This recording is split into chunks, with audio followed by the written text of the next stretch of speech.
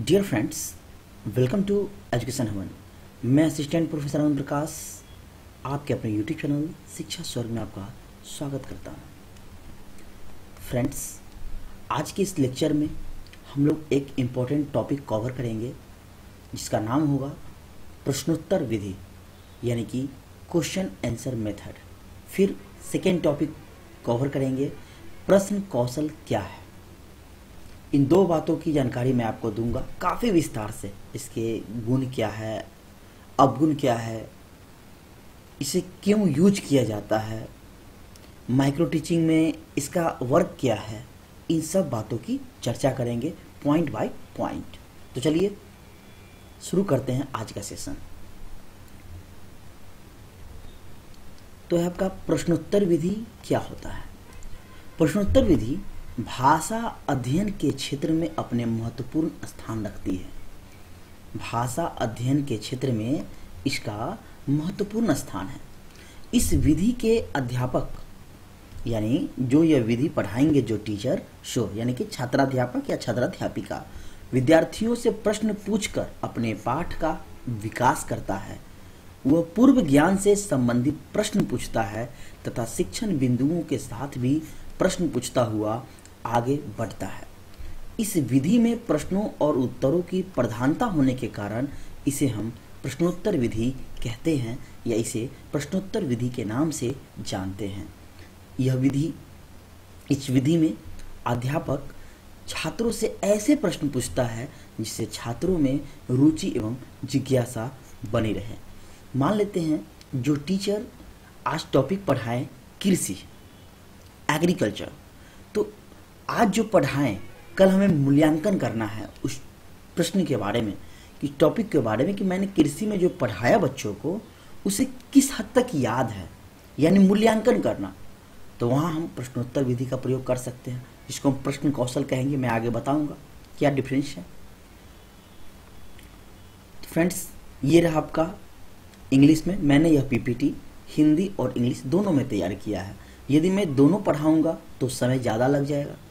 तो यदि आप इंग्लिश पढ़ते हैं तो डेफिनेटली आपका इंग्लिश अच्छा होगा, तो आप इसे पढ़ सकते हैं। जैसे this method holds an important place in the field of language study, यानी कि यह विधि जो है यह अपने क्षेत्र में जो है महत्वपूर्ण स्थान रखती है। ठीक है। इन दिस मेथड, इस मेथड में the teacher develops his lesson, शिक्षक जो है वह अपने पाठ का विकास करता है, डेवलप करता है। कैसे? बाय आस्किंग क्वेश्चंस, प्रश्न पूछने के द्वारा, टू द स्टूडेंट, किससे? छात्रों से, यानी छात्रों से प्रश्न पूछकर जो है वह पाठ का विकास करता है। तो आप इसे अच्छे से अध्ययन कर लें। नेक्स्ट है गुण। प्रश्नोत्तर विधि में गुण क्या है, क्या हो सकता है? तो नंबर वन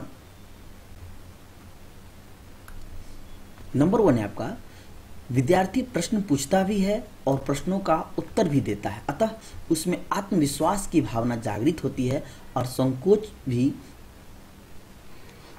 प्रवृत्ति रहती है। यानी कि संकोच इसमें नहीं होता, यहाँ थोड़ा गलत टाइप है, संकोच की प्रवृत्ति बनी नहीं रहती है। संकोच जो है दूर हो जाता है। क्या हो जाता है? संकोच दूर हो जाता है।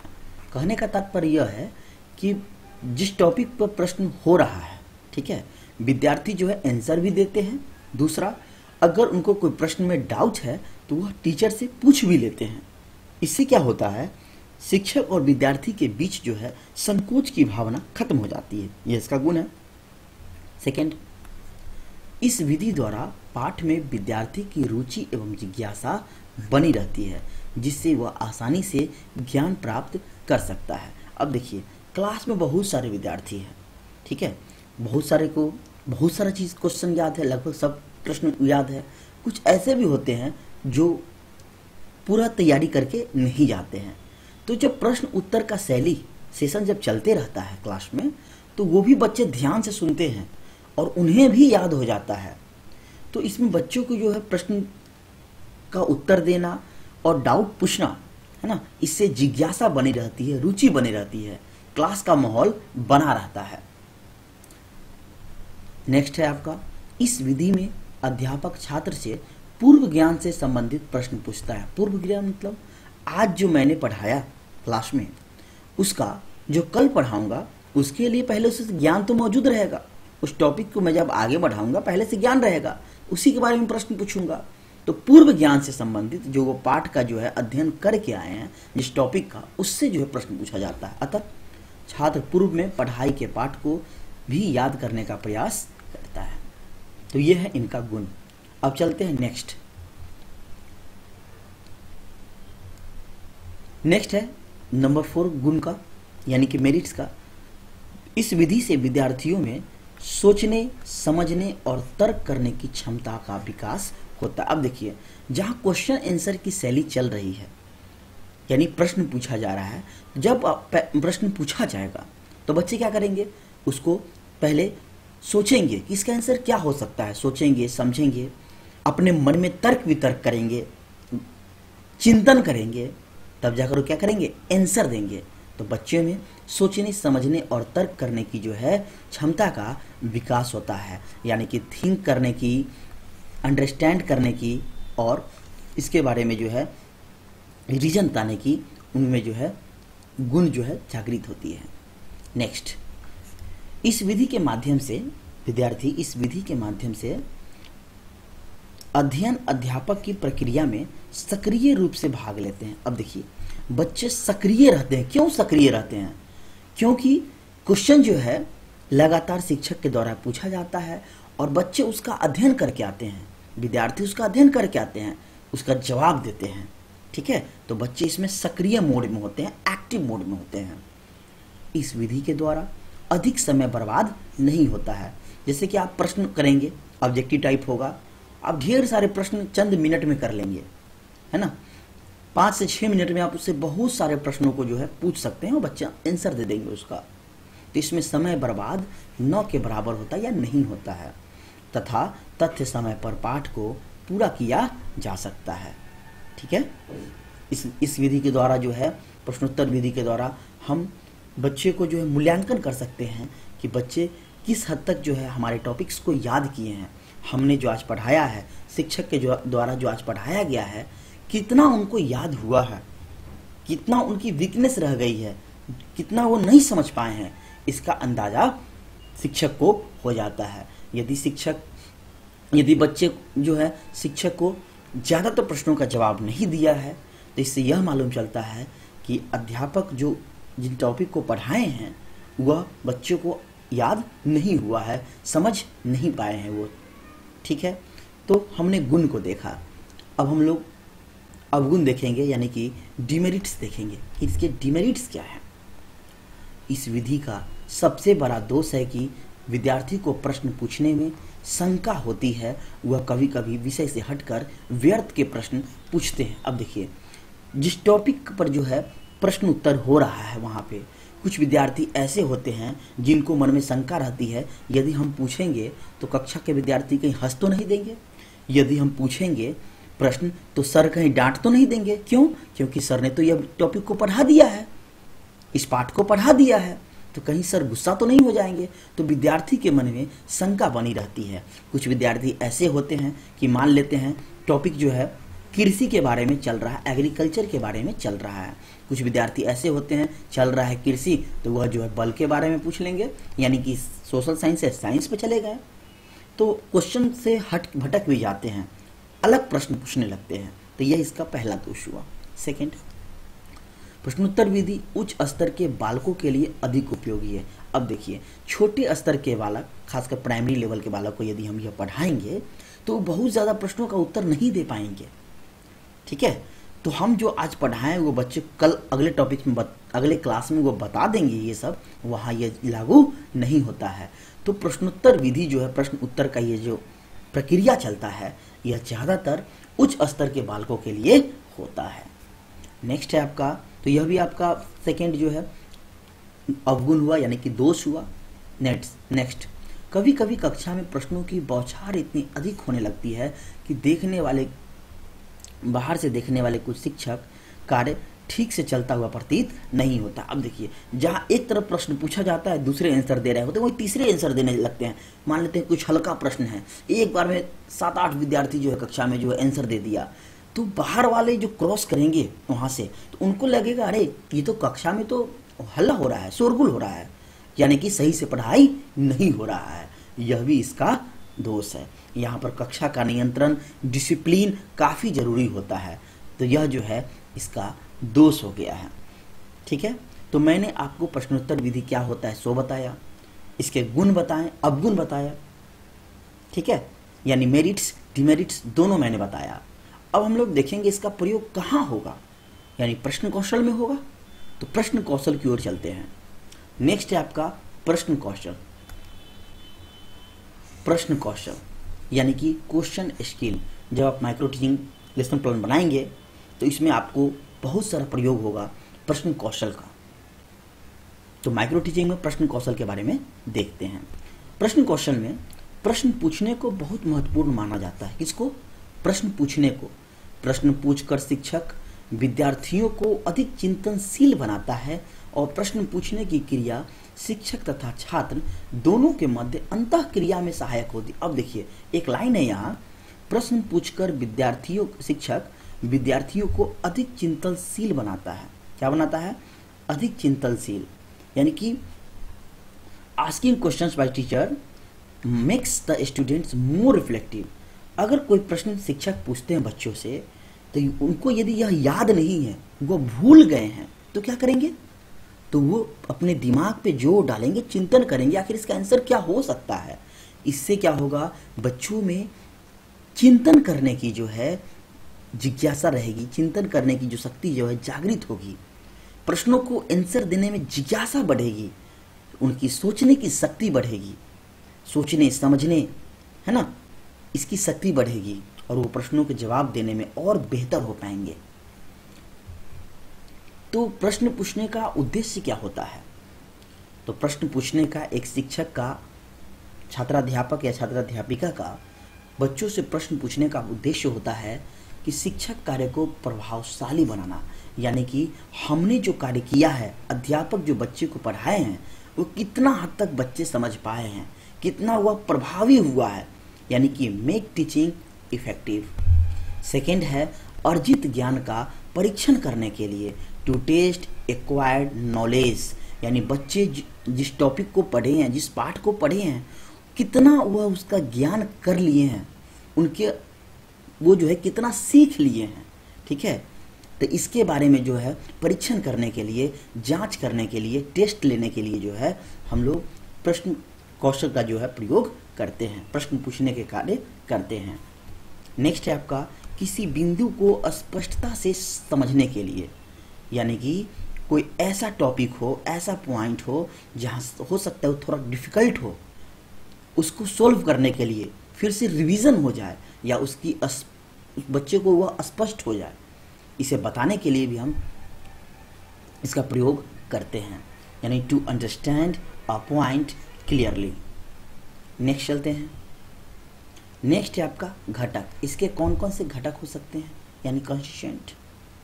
पहला, व्याकरण की दृष्टि से प्रश्नों की रचना ठीक होनी चाहिए। अब देखिए, जो हम क्वेश्चन सेट करेंगे उसके कुछ जो है सीमाएं होती है ना, कुछ घटक होती हैं।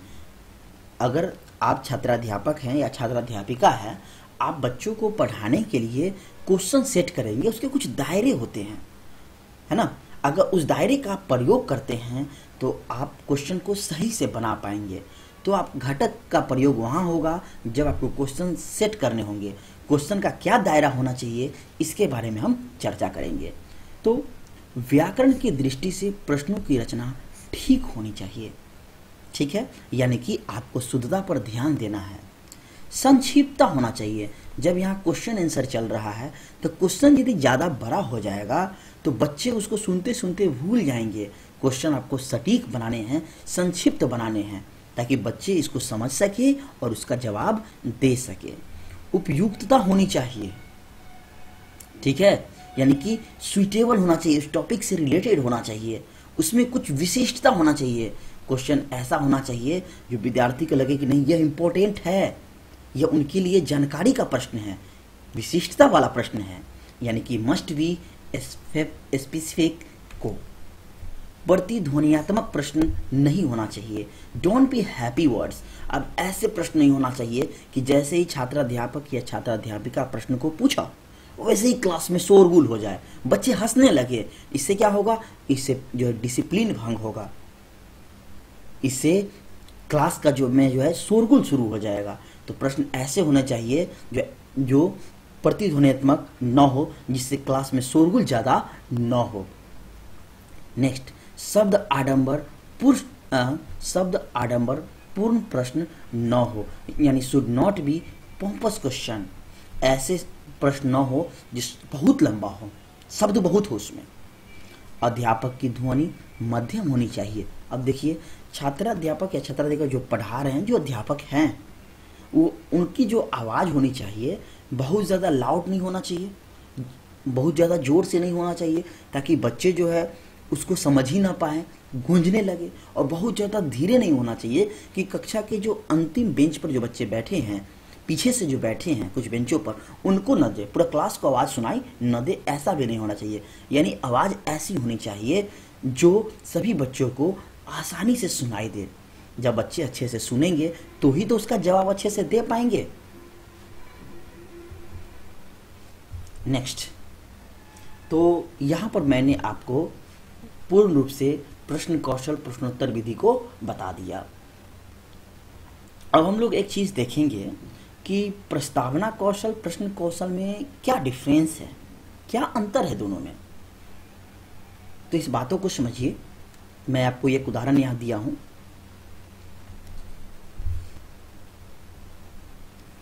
देखिए, जब क्वेश्चन आंसर जिग जैग में हो, ठीक है, क्या हो?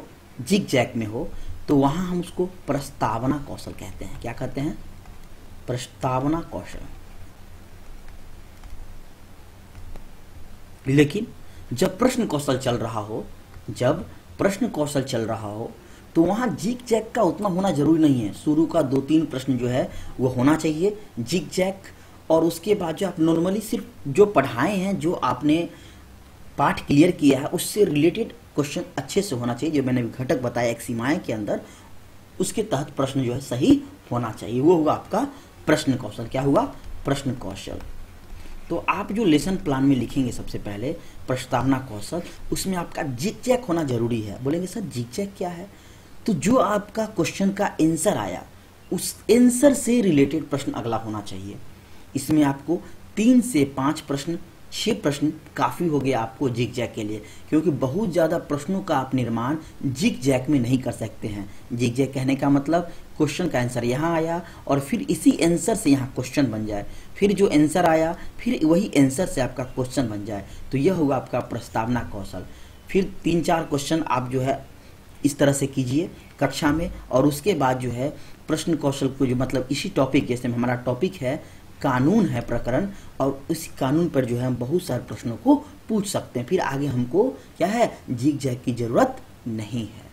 तो राष्ट्रपति को किसका सर्वोच्च माना गया है? संविधान का। तो यहाँ क्वेश्चन किससे बनेगा? संविधान से। हमारे संविधान में अपराधियों के लिए क्या बनाए गए हैं? कानून बनाए गए हैं। फिर आगे क्वेश्चन क्या होगा? कानून से रिलेटेड मौलिक अधिकार कहाँ से लिए गए? बोलेंगे सर मौलिक अधिकार का कानून तो नहीं आया। मौलिक अधिकार कानून में ही है। कहाँ से लिए गए हैं? अमेरिका से लिए गए हैं।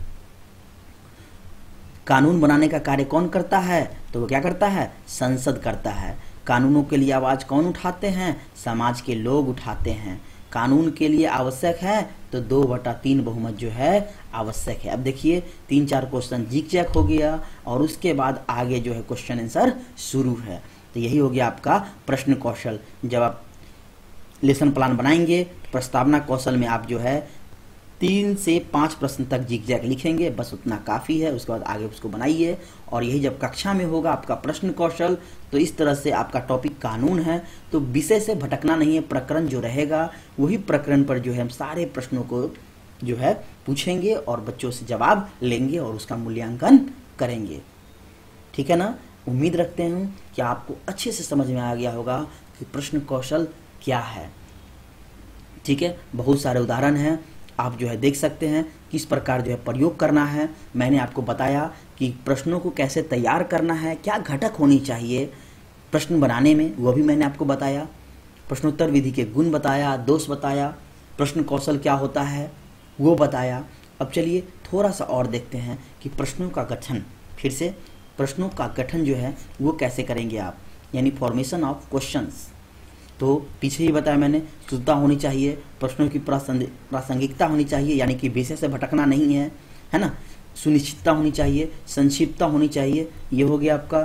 फिर उसके बाद प्रश्न पूछने की विधा होनी चाहिए, यानी मोड होनी चाहिए, इसमें कहाँ वांछित गति एवं विराम होनी चाहिए, कहाँ आपका फुल स्टॉप होगा, कहाँ कॉमा होगा, इन सब छोटी छोटी बातों का, कहाँ इन्वर्टेड कॉमा होगा, छोटी छोटी बातों पर ध्यान देनी चाहिए, कहाँ आपको रुकना है, क्वेश्चन पूछने की शैली होनी चाहिए, उचित वाणी का प्रयोग करना चाहिए, अधिक जानकारी प्राप्त करने हेतु प्रेरित करना, यानी बच्चों में यह जिज्ञासा उत्पन्न करना कि वह ज़्यादा से ज़्यादा ज्ञान को अर्जित कर सके, आपके प्रकरण को समझ सके।